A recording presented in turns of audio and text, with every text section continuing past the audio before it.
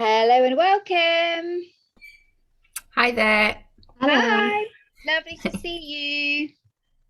If you can put yourselves on mute, but bring your camera on, that'd be amazing. I like to see your faces. Otherwise, I just feel like I'm on television. Hi, Ruth. Hi, Wendy. Hi, Keith, Eunice, Suzanne, Julia, Angela. Oh, I've got a bit of feedback there. So if you can put yourselves on mute, that'd be great. We've got two of the same person. I think that's why. Suzanne Davis Butler. We're the same person. Twins, maybe. Oh, hi, Ben. Hi, Lydia. Hi, Jennifer. Hello. Hi, Suzanne. Hello. Hiya.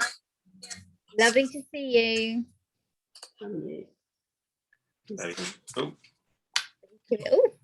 Oh, Ben, you were disappearing into your background then. No, I need to do something. I don't know what's going on there. That's there we go. There we are. Now you're really here. It's scary, that one. Hello and welcome everybody. If you can bring your cameras on, that would be lovely. If you've got cameras. If you haven't, you can't. Brilliant. Hi, Julie. Lovely to see you. Look at all your lovely faces. I'm going to start just because it's time, and anyone who comes in later, that's fine. They can just join us, and Shania's going to keep an eye on the door and let people in. I'll just start by introducing myself. As some of you know me, I know because I know you. But some of you may not know me. So I'll just introduce myself. I'm Laura, and I'm one of the co-founders of Memory Matters. And Memory Matters is an organisation. Well, basically, Memory Matters is a bunch of people who are amazing and help people living with dementia to thrive. And they spend all their day doing just that, helping people living with dementia to thrive in various different ways. And Shania, who you may see, there she is waving at you, is one of those lovely people.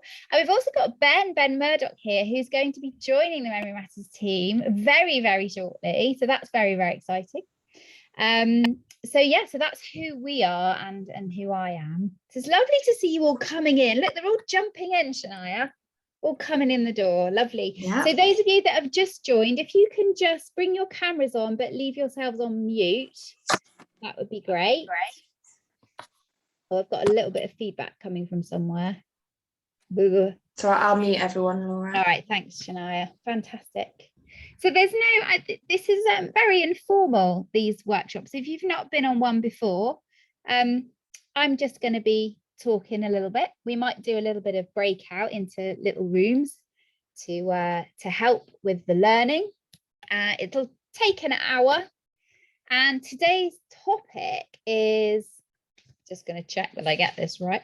Today's topic is holding people's attention in your dementia groups. So I'm going to assume that each and every one of you is involved in some sort of delivery of groups for people living with dementia. So what would be great is in the chat box is you could let me know whether you're currently running groups at the moment or whether you're planning to in the future.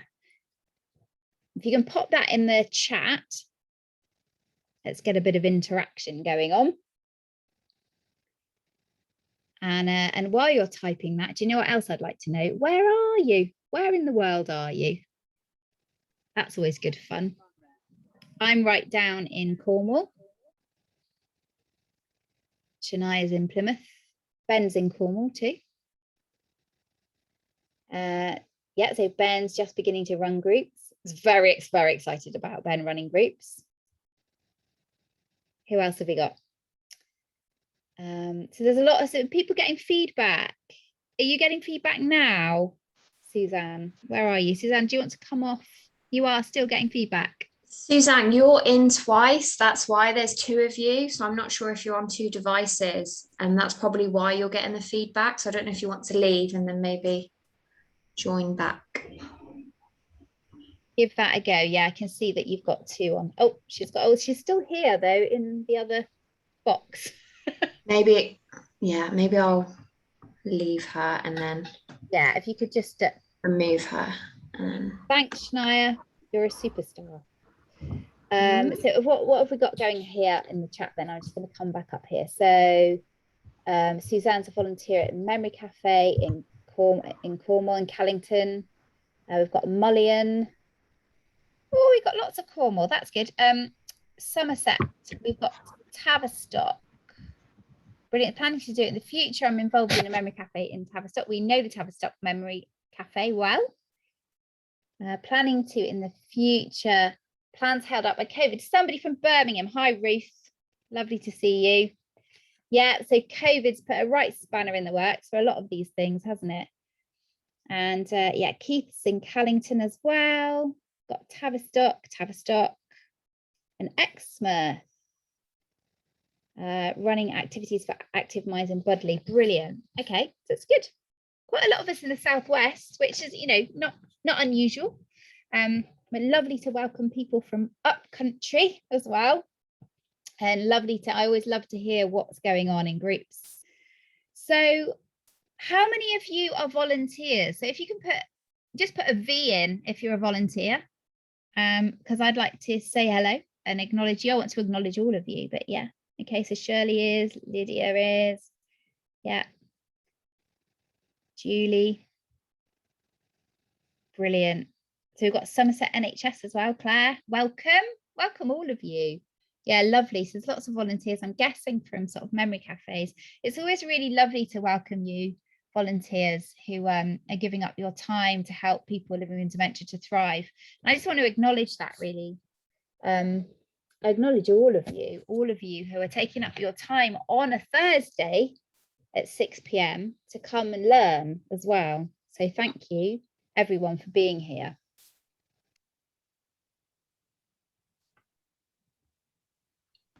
Sorry, Laura, I've just muted you. I muted the wrong person. Sorry. Shania, you have such control. I can't remember what I was saying. I think I was just introducing us as Memory Matters and what we do. So we've been running community groups in Cornwall really and Devon for the past 10, 11 years. We've been very lucky to get funding for the last 6 years to run cognitive stimulation therapy in Cornwall.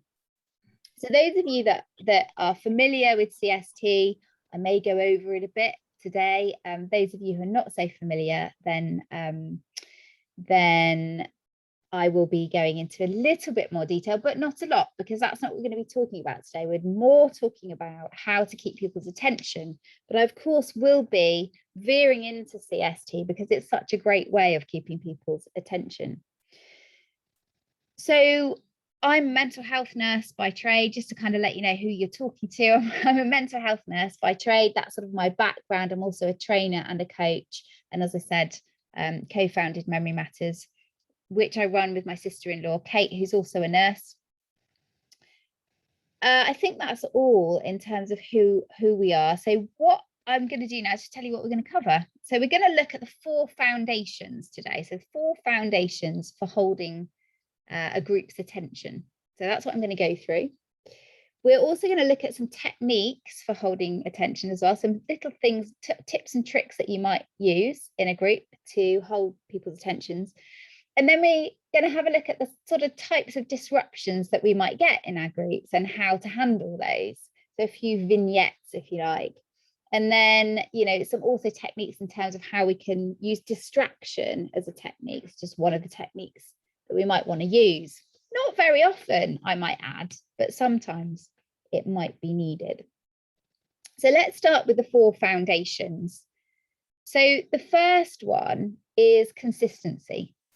So when I think of foundations here, I'm talking about the things that if we have these in place, then we're much less likely to need to use techniques because the foundations are already there in terms of keeping people's attention. And consistency is really key for people living with dementia. And that means doing the same thing in the same way each time. Now, that doesn't necessarily mean you've got to do the same activity every time, but just the way that it's delivered would need to be the same each time to keep people's attention. So, as an example, in cognitive stimulation therapy, it has very specific beginnings and ends.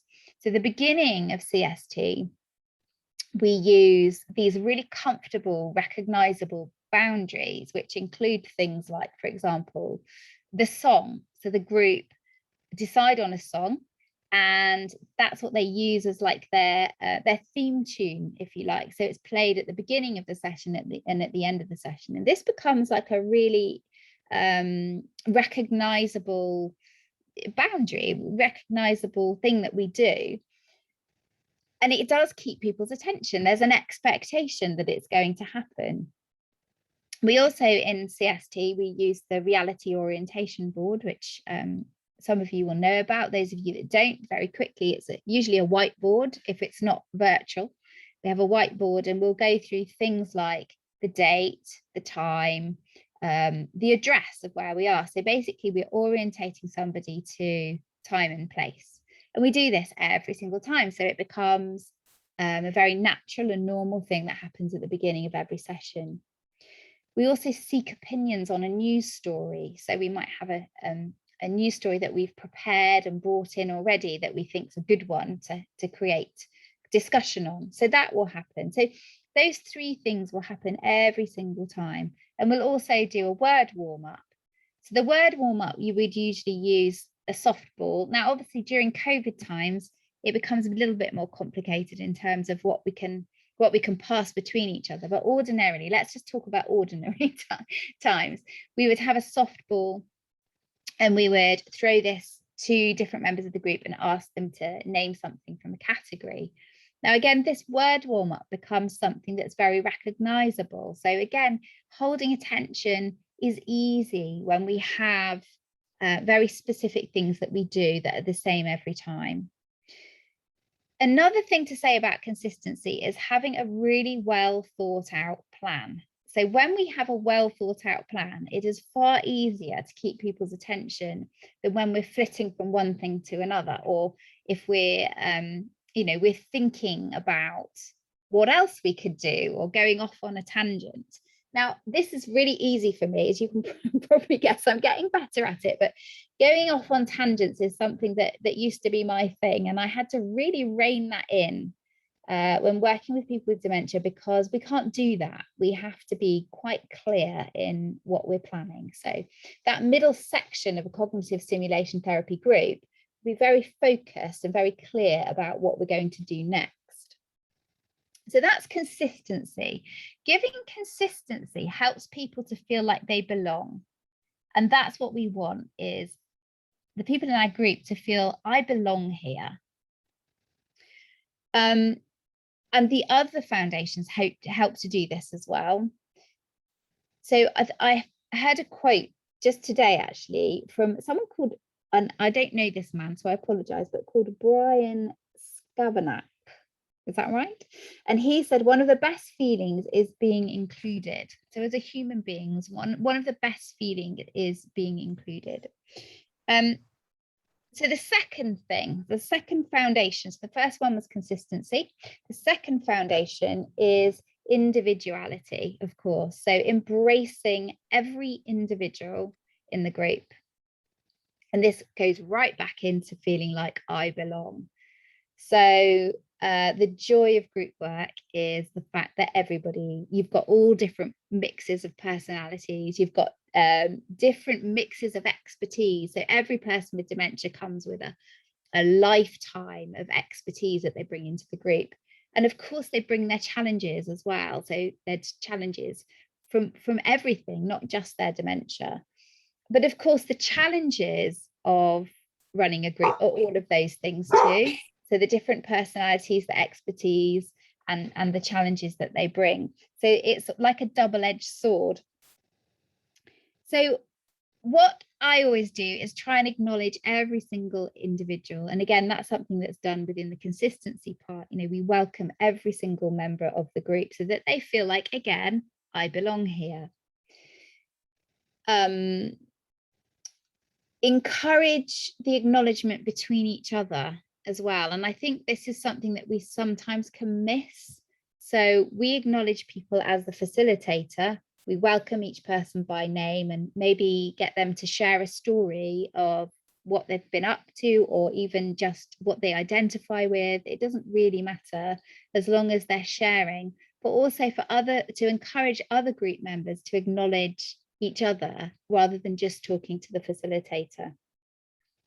So we use compliments a lot. I certainly use compliments a lot. It comes easy to me. I just enjoy everything. I enjoy the joy of people, and I enjoy noticing the colors that people wear, you know. So saying something like, you know, I love the blue in your top, or, you know, I particularly like the way your hair looks today. You know, those compliments again give people that feeling of I belong. We're acknowledging them. But the important thing is about being real with that. So if that really doesn't fit with you, if giving compliments out willy-nilly just doesn't quite fit for you, then, you know, I'm not encouraging you to do that, because that just makes everybody feel uncomfortable. But it can be a really good thing to use to help people to feel that they belong and to hold their attention. People want nothing more than to be noticed. And the other top tip is to use people's names often, because there's nothing that holds attention more than hearing your name being said. The third foundation that I want to talk about is authority, which sounds a bit odd, doesn't it? Authority. And what I mean by this is building your authority in the group. It doesn't mean that you're the one that's in charge. I'm just going to put a light on because I'm not sure you're going to see me when it gets a bit darker. Hopefully that helps a bit. So what I mean by building authority is people need to trust you as the facilitator. They need to trust that you know what you're doing. And there's a very sweet spot actually between people trusting you, but also allowing and encouraging to learn from the people in your group as well. So it's a very sweet spot. So you don't want to be this like authoritarian who says, this is how it's going to be, and I'm going to tell you how this group works at all. But also, if we go too much the other way, people don't feel like they're being led, and they don't necessarily feel safe. So it can be done with some really simple things. So for example, keeping time and letting them know that you're keeping time. So, you know, I could say to you, you know, we've got an hour for this session. We're going to, you know, so if we were having a discussion, I might say to you, okay, I'm really conscious of time. So if it's okay, I'm just going to park this for a minute and then we're going to come back to it later. So you're sort of showing that you're leading the time. So people are still able to very much be part of the group and talk about what they want to talk about, but you are leading the time, particularly in a cognitive stimulation therapy group, because you only have 1 hour to cover quite a lot of stuff.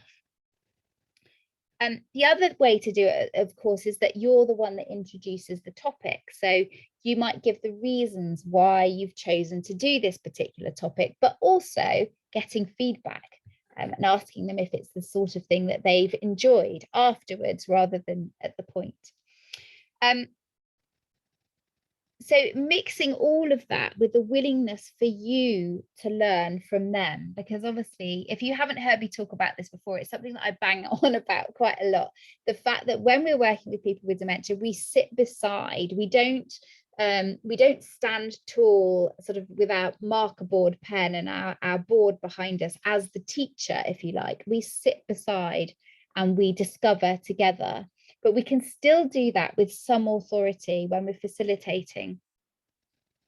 So your job really is to hold the structure of the CST, which gives you it's the structure that works. If you've got the structure in place, everything else will fall into place. So the other thing is to be directive when required. So example here might be that you've got someone in your group, perhaps who's sharing a story, and the other members of the group might be breaking off and talking to each other. So again, to build that authority, you might want to say, okay, everybody, you know, Jane's going to share her story now. So you're kind of putting it, you're preparing somebody to listen, or preparing the group to listen to that story. And another top tip, of course, is to use humor. You know, people need to be having fun. As humans, we want to have fun. I don't mean that we need to be laughing all the time, but it is nice to feel like it's fun and it's friendly. The other thing to mention about authority is also to say about, you know, showing what you've got to give.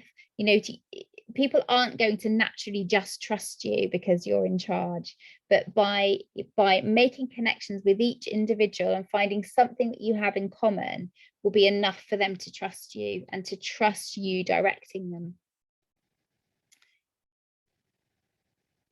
One of the things that I learned from learning about public speaking is that old adage that you tell people what you're going to say, you then say what you're going to say, and then afterwards you then tell them what you've told them, which always seems like a huge amount of stuff to do. But again, it works in the sessions too. So tell them what's going to happen, do the thing, and then review and let them know what you've done.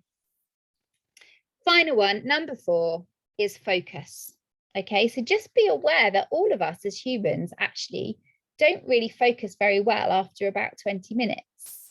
So if I were to just talk to you like this for the whole hour, after 20 minutes, you might find that some of it is not going in. And that's why TED Talks are generally 20 minutes. Now, if you add dementia to that focus, being able to focus for that long, is just not going to happen. So if you are doing a group where there's a lot of talking, or perhaps if you're a memory cafe and you have a speaker in, then be really aware that after about 20 minutes, most of us would be switching off if we're not sort of maintaining interest, if we're not sort of talking and keeping people's interest. So in dementia, I always say in the groups, you don't want to be talking for 20 minutes at all, maybe 5, maybe even less than 5, just to introduce the topic. And then we're going to be discovering, we're going to get our hands in, and we're going to start, you know, maybe answering questions or creating discussion. But we're certainly not going to be talking to somebody for that long. The other mention with focus is about the focus always being on them. So always being on the person with dementia and not so much on us. And this is may seem, I don't know, I think sometimes we want to share stories, don't we? We want to share stories about our stories that we have to tell. And this often happens when we have more staff than people living with dementia, or more volunteers than people living with dementia, that very often we can really get into the questions that are coming up, and we can think, oh, I know about this, or I've got a story to tell about this. And then very often the people with dementia are not talking as much as we are. So it's having that, noticing that we're trying as much as we can to focus on the person with dementia rather than focusing on us. And this can often be an interesting one where we're managing other people in the group as well, because sometimes it's so fun that everybody wants to join in, but sometimes it's at the detriment of people with dementia who may not be able to get in quick enough and may be talked over. So listen and probe. So asking probing questions to the people in your group will maintain attention, particularly if you use people's names, but never put them on the spot with a question that requires them to remember something. So put them on the spot to say what they feel about a certain thing. You know, what do you think of this colour? Or shall we use this one or this one? But not asking a question that requires memory. Use props wherever you can. So at Memory Matters, we love using props. So use props, and the key with using props is to hold things back. So rather than having everything on the table, which can be incredibly distracting because people pick them up and touch them before you're ready to use them, which can cause all sorts of problems with attention. But actually to have something down here, which I'm going to reach for, and then I'll say, right, I've got something I'm about to show you. So already you're like, oh, interesting. So I've got your attention. I haven't actually got anything. I feel like I should have now. And I might start describing it. So I might say, oh, it's blue and it's cold and it rattles. So what I'm starting to do is build this anticipation of whatever it is that I'm going to put on the table. And that really helps to hold attention. So rather than just having the thing in front of people. So it's almost like when you're doing your session, you're storytelling a bit, you're holding that attention, you're finding things that can be of interest before they actually are. Another thing is sometimes that you can use a volunteer. So you can say, who would like to volunteer for a little job that I've got to do?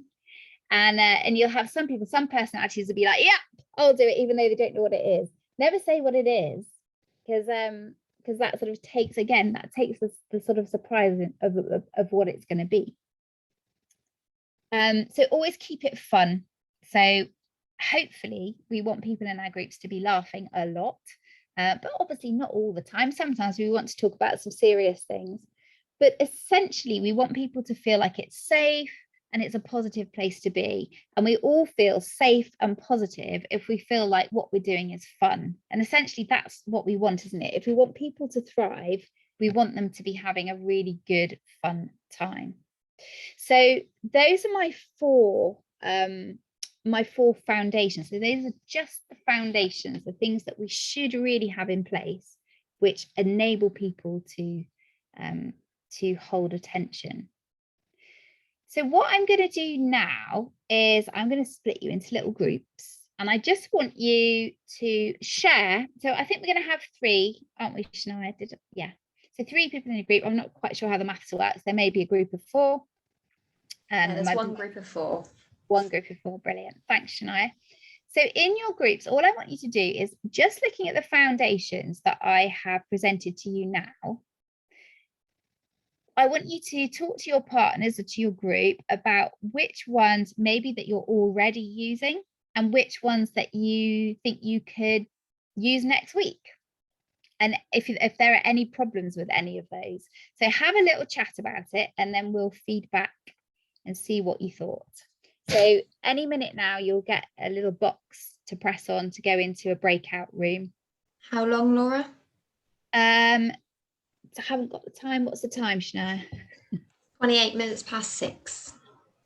So let's go for 6 minutes. Okay.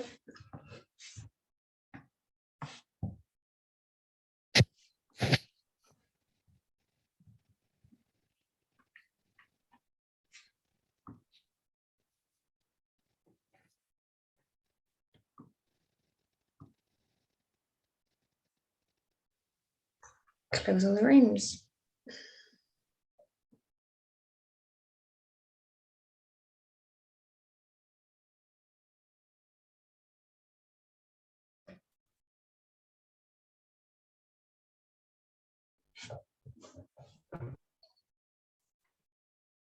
Hi, welcome back. Hello. Hello, Catherine. Hello, Shania. Hello, you're right. Yeah, same room as ever. Yeah. A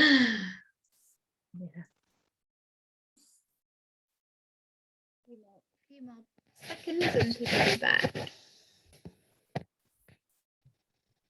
Here they all come. Look, popping in. Lovely. 10 seconds, and we'll have the rest.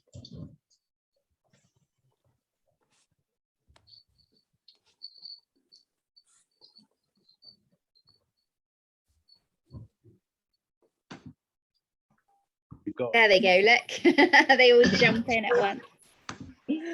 Oh. Very American voice, isn't it? Oh, Heather. There we go. Right, lovely to see you all again. So this is the look. So this is the bit where it would be really great to get a little bit of feedback, so I don't feel like I'm on television. So who is there, anybody who'd like to feed back to me just about what you spoke about in your groups? Anyone brave enough? I'm not going to make anybody that doesn't want to. Okay, I will if you like. Okay, Heather, do it. Hi. I ended up with 2 of my volunteers from Memory Cafe in the breakout room with me. Oh, amazing. All from the same cafe. That's sort of handy, isn't it? It was weird, but it was lovely because we were able to sort of agree with each other, really. Basically, we've got about 20 members who come along to our sessions. So we end up with 10 people living with dementia. So though we try and stick to CST sort of principles, sometimes it's difficult with bigger numbers. Yeah. But we do feel that we have consistency because we always start with the same tea and chat. Then we do exercise session followed by whatever the activity is. So that's a given every time. All our members wear name badges, so we make a point of addressing everybody by name. But the activities are always led by 2 sort of main people and a volunteer per table. So there is like a sort of authority there with each one. Sure, it's worked out. And we do think sometimes perhaps we need to pare down our activities to make them a bit smaller to manage. But that's something we can work on, definitely. Great. So we're learning. Yeah. Sounds like you had a really good discussion then. It was quite nice, wasn't it, to have you all in the same session? It was, because quite often at Memory Cafe we don't have an awful lot of time to chat, so this was lovely. Yeah, and it's important to do that, isn't it? Yeah, great. Thanks for sharing, Heather. Does anyone else want to share what you talked about? I'll share. Okay, Suzanne. Hello. I can. You're not double voiced now because I'm on the right thing. Yay. It was really interesting to speak to other people in different situations, care homes and things like that, on how we all do something different. And that was really interesting because obviously what we do in a memory cafe is very different. And Valerie, they're not allowing anybody in, so they have to do stuff in their own. So how they do it is different. And Victoria as well, you know, it's just really interesting to listen to everybody.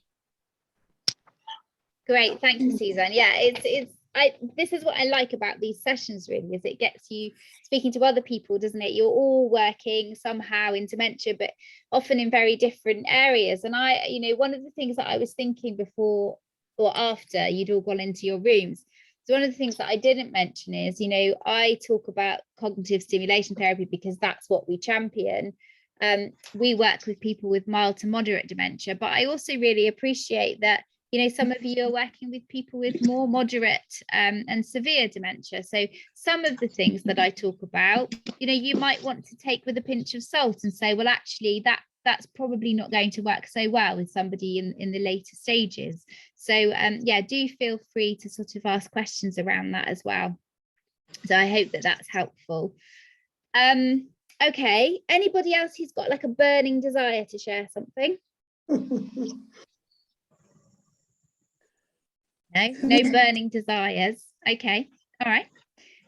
Good, but it's lovely to get feedback. Like I said to you, I always the trouble with Zoom is I always feel like I'm on the television and that when I don't get feedback, it's like it kind of goes into the ether, and it's really important to me. One of the things that I love about training is the to and fro in the conversation. So it's really important to me to kind of listen to you and hear what you have to say. So just to say that if ever you want to say something or you've got a question to ask, just pop it in the chat.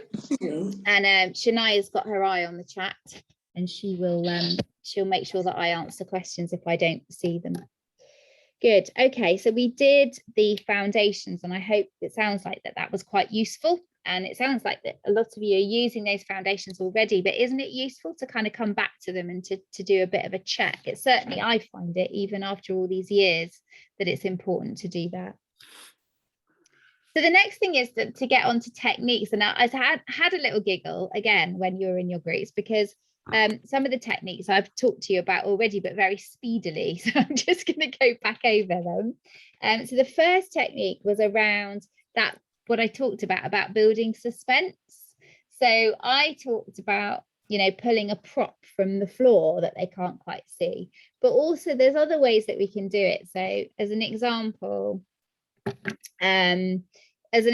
you could have a box of props and then get people to pick one, just by using touch rather than not looking. So you pick one. Obviously they have to trust you, which is where that authority is really important, to be able to put their hand into a box and trust that nothing's going to bite them.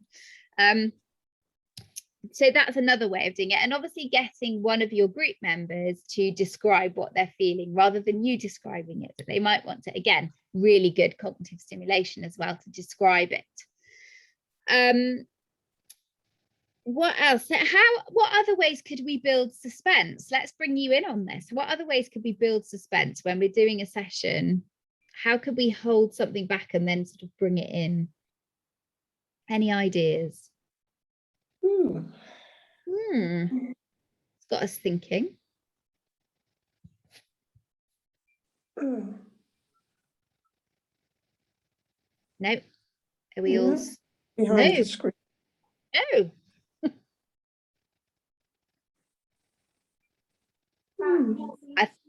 Clues. Sorry, go on.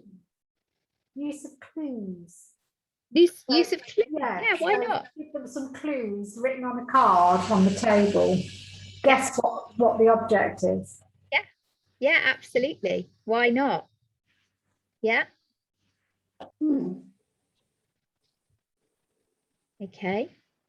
Special guest? Sorry? A special guest, if you have one, so to speak. You could have a special guest. I like that idea. So again, yeah, in memory cafes where you might have a speaker coming in, Indeed. you could absolutely bring the anticipation in, couldn't you? So you could give little bits of information about this person, and not necessarily so that they could guess who it is, but just, you know, it just builds suspense, doesn't it? As humans, we love that. We love to have some suspense, you know. Yeah. Even saying something like, you know, okay, so maybe your group starts at 2 o'clock and you say, well, at 2:30, we've got something very exciting that's going to happen. Okay, yeah. Obviously you need to follow this through. It might even just be a piece of cake. It doesn't really matter, does it? I mean, the point is, what we're doing is we're building that, oh, something's happening. Interesting. How about using senses as well, like sound and smell, not just things that are visual? Yeah, absolutely. Yeah. And there's nothing better actually than using different smells and then getting people to think about what it reminds them of. Yeah. So it could be, for example, you might be doing a session about, I'm thinking on the top of my head now. So say you're doing a session about summer, you might bring in some roses and maybe get them to not look, but just to smell. What does that remind you of? Or the smell of cut grass, maybe. What does that remind you of? To bring in your session. Yeah, it's a great idea, Claire.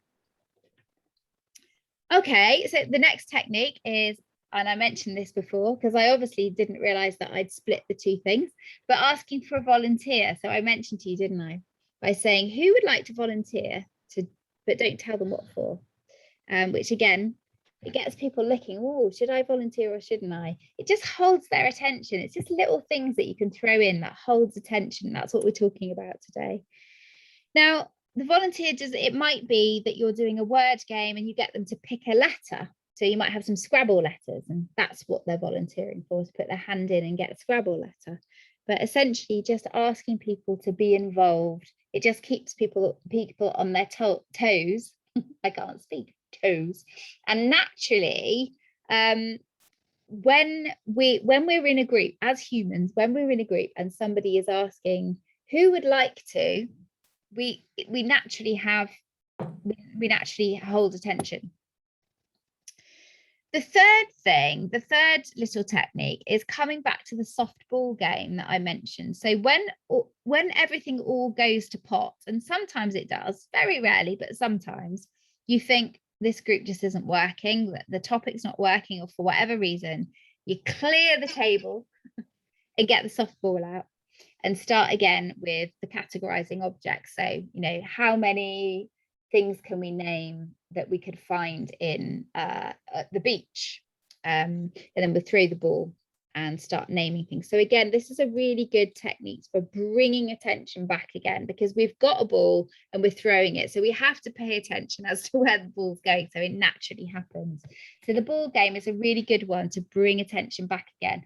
And it's something that I used to do when I used to do care home sessions, which actually is probably the harder place to get to keep people's attention, because very often I would go in and people wouldn't necessarily have been asked whether they wanted to be part of the session. It would just be, I'd be turning up in their living room, essentially. And it was really important to me that everybody that I was having a session with wanted to be there.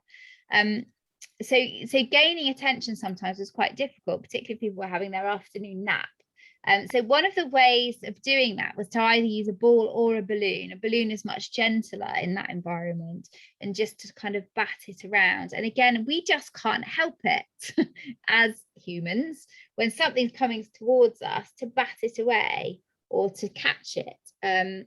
So I'm not suggesting that we throw balls at people who aren't paying attention. That's not what I'm saying at all. That's totally different. But having something of interest that you might throw to someone else who is interested, but what will happen is that other people will become interested as well. So yeah, using movement essentially. Okay, so next what I want to do, so just checking time. Yeah, so the next thing that I want to do is just to talk about some disruptions that we might have in our groups. And here's some things that have certainly happened to me over the years. So where one person is conversing with the person next to them in the group, and they're having a lovely little chat and it's happening a lot.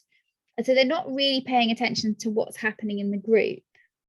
So with that in mind, what would you do? You can use the chat box if you like. So in your group, you've got two members of the group that just keep talking to each other constantly, and they're not really benefiting from the full group experience. What would you do?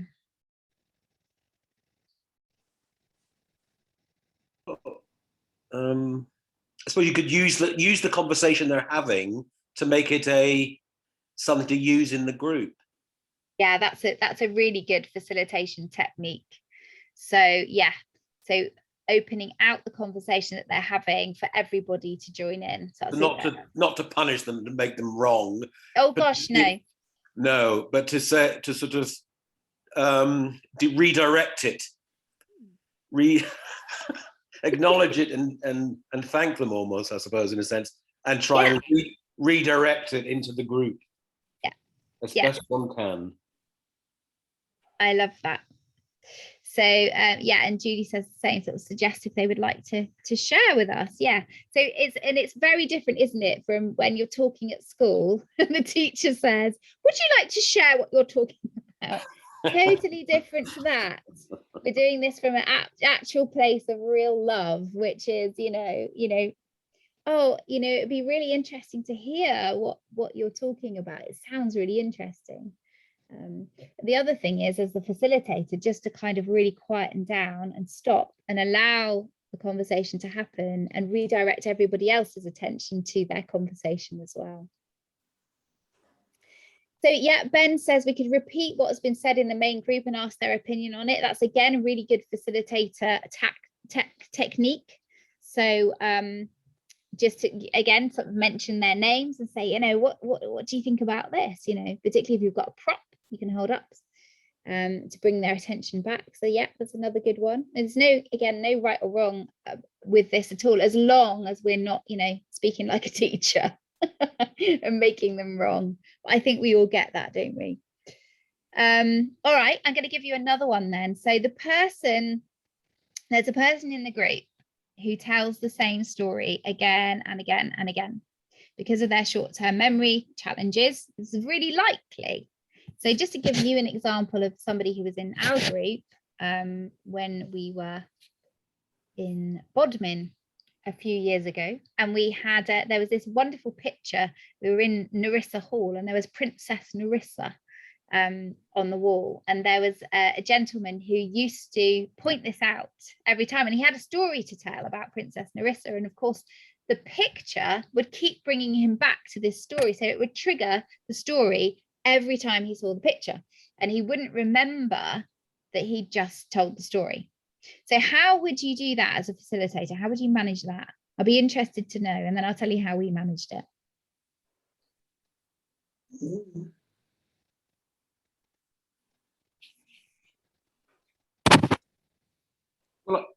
Well, sure.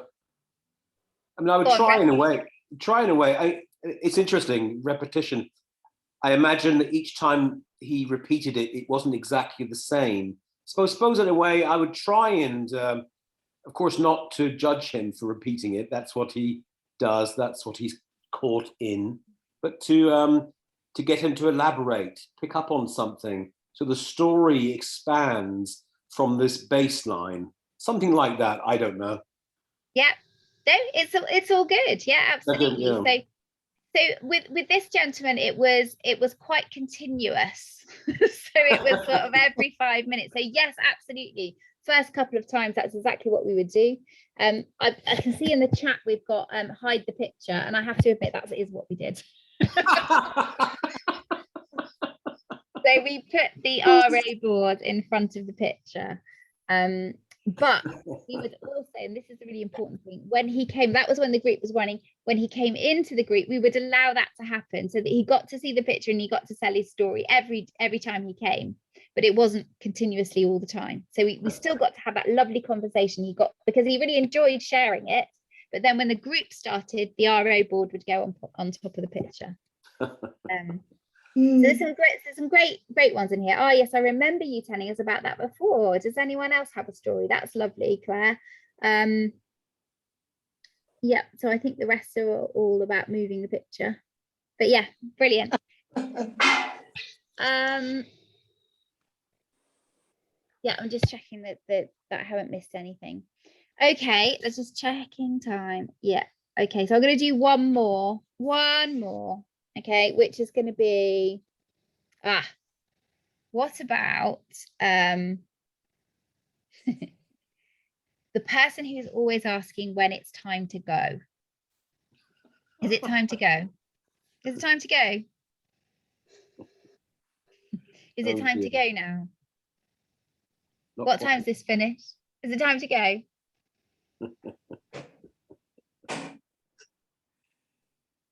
Where do you want to go? Love it. Yeah, where are you planning on going? It's a great conversation. Countdown timer, love that. Yeah, anything like a big clock, anything, and reminders that what time it finishes, and yeah, who's going to be picking them up. Those are the sorts of things, because actually the constant questioning about when am I going is often an anxiety about, I'm not really sure where I am, is what that person might be telling you. I'm not sure where I am, and I don't feel 100% comfortable here. So it's really important that we feel and hear the meaning behind what's being said. So that's what I would take from, is it time to go yet? So how would, that's really interesting. So it's kind of like a slightly deeper interpretation of what's being presented. So how would you present that to the person who keeps repeating this in some way? The anxiety. Yeah, so what I would be doing is, and that's really where we come in as being detectives, isn't it? So finding out the reason why the person's asking a specific question. Yeah. So and then responding to that need, which is underneath. So as an example of somebody who would say, you know, who's picking me up, or you know, what time am I going? You know, it's just kind of giving the reassurance that they're in the right place at the right time. So, and sometimes that's all we need to say is, you know, you're in the right place, you're with the right people, and we're having a really great time. So kind of redirecting back into the group. But yeah, very often that you'll find this with dementia is that there's this underlying anxiety which is being triggered. So just like the gentleman who's being triggered by seeing the picture, he sees the picture, triggers the story he's got to tell, which is a good feeling, there's also triggers for not so necessarily some great feelings, and they come from sort of internally, because there is nothing that tells them where they are or why they're here. Yeah. So it's that sort of familiarity. Could you, I mean, I've done some of group facilitation skills in my past. I mean, it's interesting what you're saying. Could you, I mean, one idea that pops into my head is something like this, that you could just put that down to that isolated person's anxiety, their particular symptom. But could it be that person expressing the symptom of the whole group, the anxiety of the whole group? And in that sense, could you then make it, again, a subject for the group that maybe other people are feeling? Maybe, oh, Jane's feeling a bit worried here, aren't you, Jane? And maybe other people are feeling that, to expand it in that sense. I don't know. Does that make sense? I think that's a lovely way of facilitating, Ray. I think that's, you know, that's great. Yeah, absolutely. Because there will be anxieties. And I think one of the things that we see time and time again is all you need is one person from your group to go and get their coat, and then everyone's up getting their coats. Right. I mean, it just, you know, that's what happens. And it's like, oh, it's time to go, when actually it isn't time to go. Somebody's got confused and picked their coat up, which is why it's really important that we don't have the coats visually there while you were doing the group. There's little techniques like that, really, that they're triggers, aren't they? They're triggers. So yeah, Avril's just said it might be that they need the loo. It might be as simple as that. Yeah, absolutely, totally. And Ben has suggested that we tell them that after a certain event happens in the sessions, it will be time to go. So like when we do the song. Yeah, so great. You've all got some really great ideas. Great. Okay, so I'm really aware that we're running out of time, and I didn't mention at the beginning, which I should have done, that at the end, if it's okay with you, which is now, that I can just sort of tell you what we've got going on at Memory Matters that you might want to get involved in. So if you would like to know, please stay, and I will tell you. So one of the things that I encourage all of you to do is to join our CST Facilitators Club. If you're on Facebook, it's a Facebook group, it's free. We support you in there, and you can always ask questions. So both me and Shania, and actually all of the Memory Matters team, are in there. So if you've ever got questions about facilitation, or you want ideas, you know, you can ask in the group. No, we're just finishing. So yeah, so Shania's put the link in the chat, which is great. So you can just click on that and join the CST Facilitators group. We'd love to see you in there. And we've got lots of ideas being shared in there. We've got somebody called Simon Donovan who has his own CST website where he puts together sessions, and he's agreed to share those with us. So he does that almost daily, doesn't he, Shania, with some great ideas for groups. So really, really good good stuff going on in there. But basically it's a place for facilitators like you to connect with other facilitators and share ideas, and for us all to stay connected. We all of us believe that people living with dementia should get access to cognitive stimulation therapy wherever they live, and that's not the case at the moment. So it needs lots of voices to push that forward. The other thing that we offer is CST training, and when we went into lockdown in March last year, I recorded all of our CST training. So that's now an online course, which is available if you're interested, and Shania will put the link in the chat. But basically, the group teaches you everything you need to know about cognitive stimulation therapy and how to run the sessions and run those groups with utter confidence. And then finally, well, not finally, actually, there's one more thing that I want to talk about, and I'll do that now, is our campaign called Visible, Valued and Heard. And this is a campaign that Memory Matters have started. And the reason for it is that we want people living with dementia to be visible, to be valued and to be heard. And we're doing that by collecting 6,000 stories by March 2023. Now, this is a massive, massive ask, and we can't do it on our own, and we need people to help us. So if you have a story about dementia, or if you know somebody who wants to share a story about dementia, please get in touch with us. You can speak to either Shania or me. Shania's leading on the campaign, aren't you, Shania? You may have seen her on BBC Spotlight talking talking about the campaign.